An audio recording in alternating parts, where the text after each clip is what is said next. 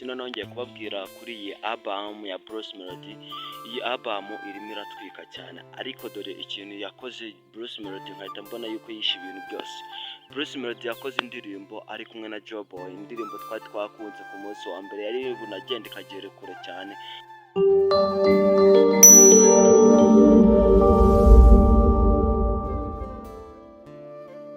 Ariko ibi byo kugenda uploading izindi ndirimbo zahise quantité yayo yahise igabanyuka kubera ukuntu ari kugenda agakora indirimbo nyinshi cyane, ari kugenda agasohora indirimbo nyinshi, noneho bigatuma ya ndirimbo ahubwo batayihugiraho, bakagenda bagahugira kuri za zindi yasohoye, bakayireba nayo umunsi umwe gutyo.